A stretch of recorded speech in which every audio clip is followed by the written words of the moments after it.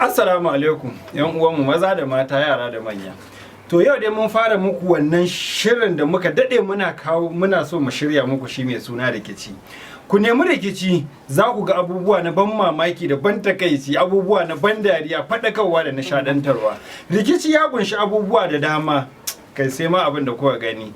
Kun ga dai na farko yau day one ne, mun yi muku aikin hajiya, uwar miji da matar ɗanta da kuma ɗan shagwabban ɗanta. Kai, kar ku bari a baku labari. Rikici.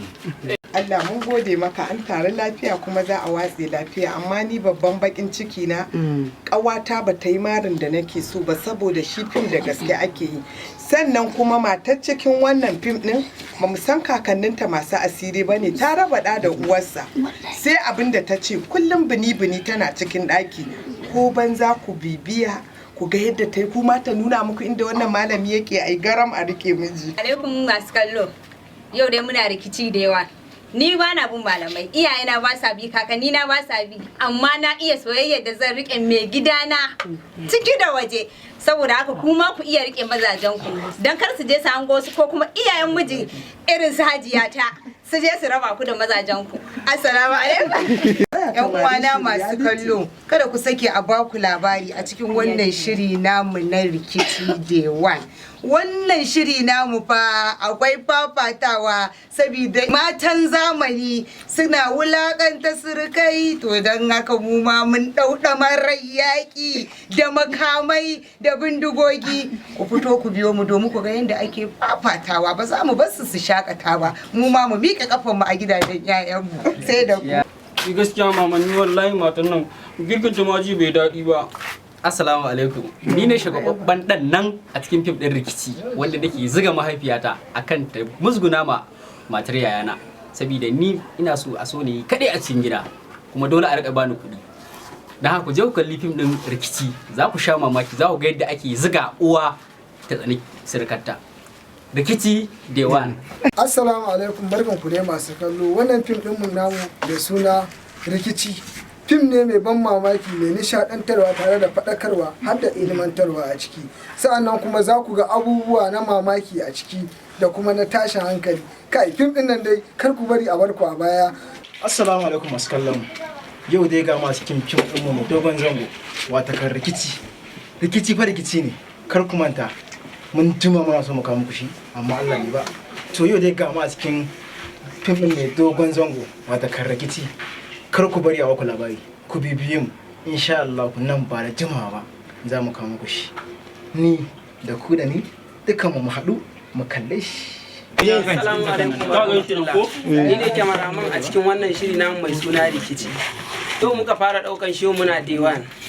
Ku bibiye mu akan tashar mu mai suna ABK 44 TV.